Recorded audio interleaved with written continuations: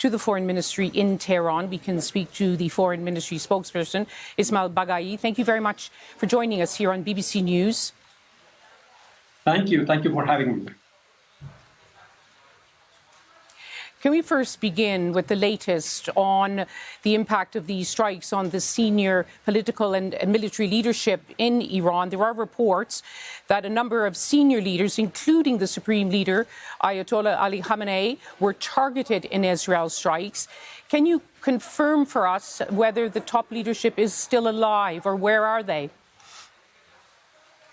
I'm not in a situation to confirm anything. The point is that our people are, the whole system, the whole nation is focused on defending our national integrity, on our sovereignty and territorial integrity. So what we are doing right now is to defend with all force against this unprovoked act of aggression by Israel and by Americans. But could I ask you, obviously, it would be of concern to the Foreign Ministry if the Supreme Leader has been targeted. There are consistent reports that his residence, his offices were targeted this morning. Can you give us at least a confirmation or a denial as to whether or not those residences were targeted? I can tell you that many places, many targets were hit across the country, including a number of schools, a number of primary schools, in particular one elementary school, and more than 150 innocent girls were killed and maimed, and many of them are still under the rubble in Minab, Hormozgan province, south of Iran. That was one of the first detailed reports to emerge of civilian casualties at school in southern Iran. We understand that the school was very close to a base of the Islamic Revolutionary Guard Corps. Can you give us more details about that attack?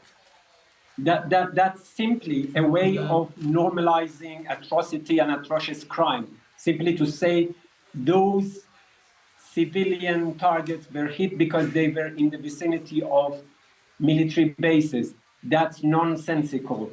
They indiscriminately and intentionally attacked these places. They killed, they massacred our people, they massacred innocent girls, not only in Minab, but also in other places, in Lamer, Fars province also. So they are just calling them collateral damage, and by that they just trying to somehow justify these acts of aggression and these acts of mass killings. Iran has retaliated as it said it would. You have now attacked countries right across the region, including your Arab allies. They have all condemned your attacks. Don't you risk losing the key support you need among your regional partners at this time? Two things. I think how you qualify a given act matters. It is not retaliation. It is an act of self-defense recognized under Article 51 of the UN Charter. Secondly, we have not attacked any country. They are all our friends.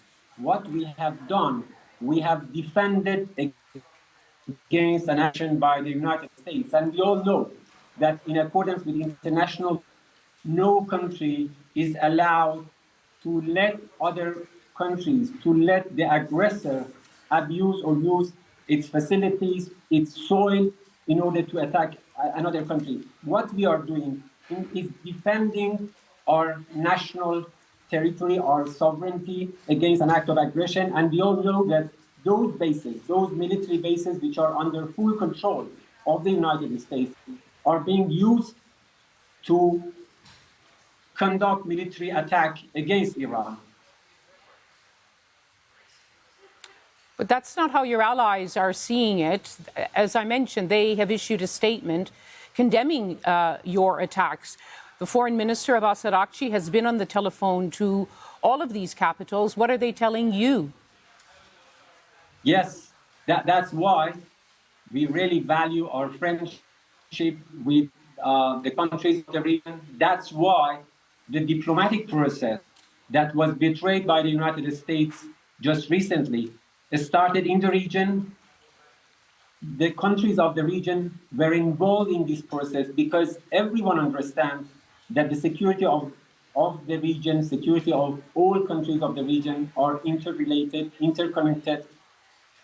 And what matters most is that the countries of the region understand that the main threat to our collective security, to the future of the security of this region, is Israel, which is talking about the greater Israel. And now the United States is being dragged into its war of aggression against the whole region. So this is not only against Iran, this is against the whole region.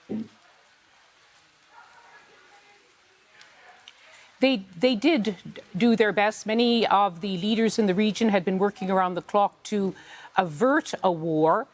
But in their first statements, they didn't condemn the attacks by Israel, backed by the United States. Their first condemnation was of your attacks. So this seems to put you in a weaker position diplomatically, just at a time when you need your allies. Minister Araghchi has been in close contact with his counterparts in the region, and I think everyone in the region understands that this war was not started by Iran. It was imposed on us and on the region. And the point is that, again, that we are not attacking any country in the region. We have no problem, no issue with our Arab neighbors. The only thing we are doing is to conduct an act of self-defense against those bases which are being used by the United States to attack Iran. In a way, the United States is abusing the territory of the Arab countries of the region in order to launch an act of aggression against Iran. And this is, frankly, this is in violation of basic principles of international law. President Trump, in his first comments this morning, said he tried to do a deal with you. He said that you didn't. He said he tried, but you didn't want to come to a deal. Do you now realize that you weren't moving quickly enough in offering the kind of compromises which could have averted this military action which is now unfolding? You know, this is just a way of normalizing their act of aggression. This is an excuse. Everyone knows, including the Omani mediator, that the negotiations were moving in a good direction. Even the American negotiators acknowledged the fact that the negotiations were quite progressing. That's why they agreed to have a technical round of discussion in Vienna to be hosted by IAEA Secretary Director General. So talking about not moving forward with respect to diplomatic process is simply not true. It's false. And I think nowadays everyone can understand fully that it was a sort of deception. They were not serious about diplomatic process and diplomatic achievement from day one. And this is simply a reminder of what they did in June. You remember that we were supposed to meet for the 6th round, but just 2 days before that, they attacked Iran.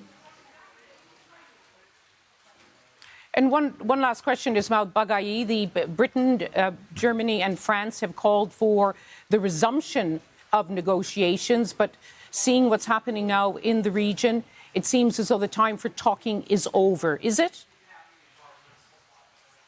What we are focusing right now is to defend our people, to defend our territory, to defend our national security. And I think this is what, for the time being, we have to focus.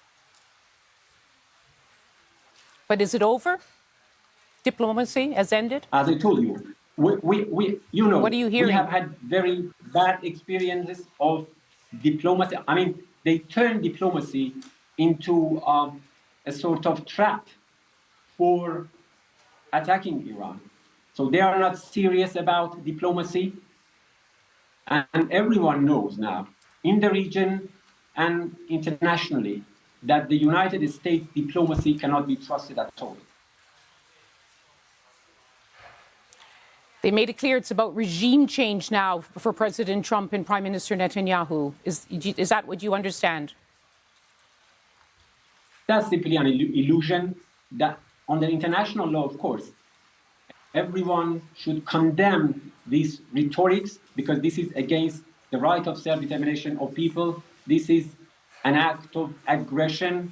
This is against the principle of non-intervention in the domestic affairs of a state. And for Iranians, by the way, it is a reminiscent of 1953 coup d'etat, which is still an old wound. And by this attack, the Americans simply reminded every Iranian that the history of animosity, the history of hostility by the United States administration goes back to 70 years ago. Esmail Baghaei, the Foreign Ministry spokesperson of Tehran, thank you very much for joining us on BBC News. Thank you.